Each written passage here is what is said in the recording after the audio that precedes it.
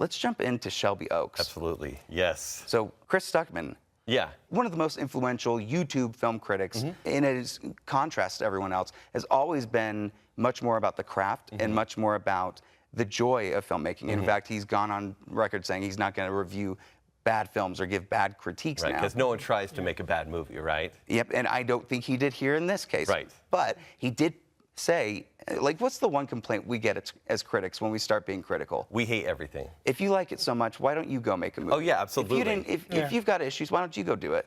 And then Chris said bet, and he went and did it. Okay, yeah. So what do you think of this?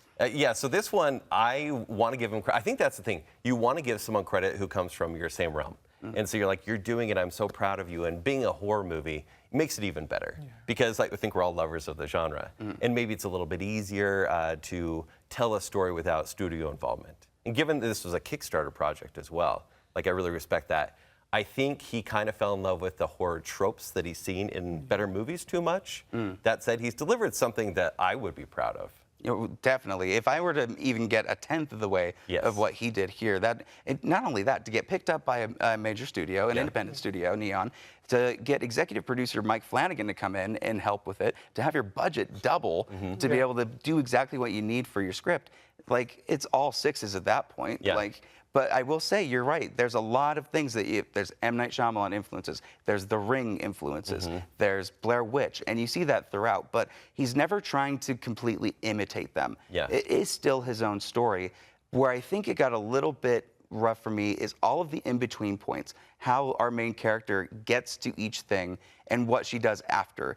Those points don't seem to work very well. And I will say, so Mia is the main character, and she's looking for her sister who disappeared on a paranormal hunt, like 12 years before. And she's great.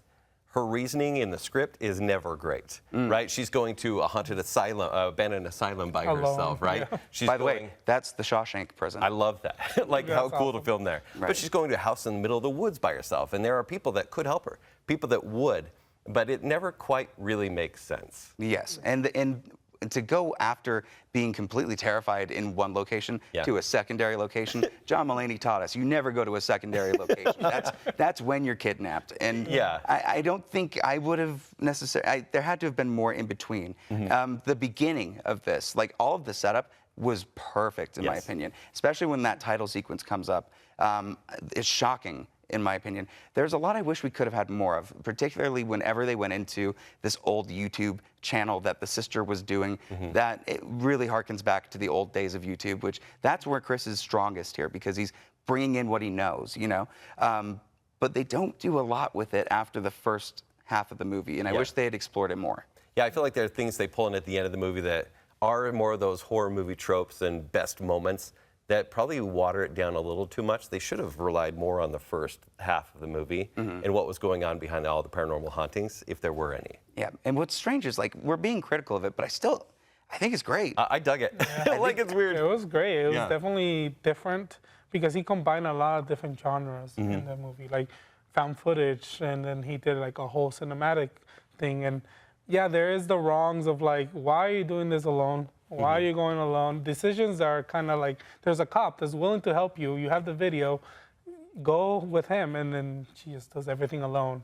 But I love how unsettling the vibe is in this movie, how it doesn't do it to the jump scare. It does it to like, there's something there, and we all know there's something there, and you kind of just have to, your mind is playing games with you. One of my favorite things in horror movies is there's darkness, right? They're looking, and you just look in every part of the darkness or something. And that's the part that's more scary. When there's a scene that they're showing the forest. What is the first thing you're doing? Looking around to see what's in the forest. So that's the thing that I love, that he's not using the usual, boom, there's a jump scare, boom, there's this. He's just using your imagination to kind of just, oh crap, what's behind her? What's going on? And then they show it later, and you're kind of like, I didn't even see that. And that's the time when you want to be at home, rewind back and see, did I miss it? Did I do this? But yeah, it's definitely great things that he does, but there's also wrong things that he does throughout the movie. Do you want to watch another Chris Stuckman movie, though? Yes. In my opinion, all it did was sell it for me.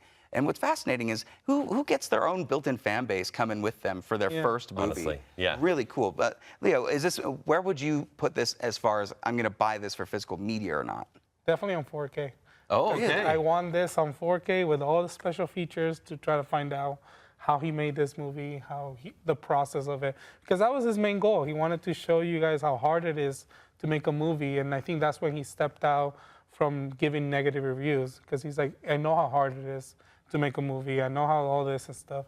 So if there's anything in special features that shows how hard it was for him to make this movie, then I'm so in to watch it. I need to hear more about these special features that you're loving, like what your top movies are. That's going to need to be a disc drop pretty soon. Definitely next week. But are we all going to give this a see it then? Yeah, to see it. It's October. This is the kind of movie you go see. It's the perfect one. And it's even the better of the horror movies that we have today to talk about. Yes. So definitely go and check out Shelby Oaks. And congrats to Chris Stuckman. We actually had a chance to talk to this guy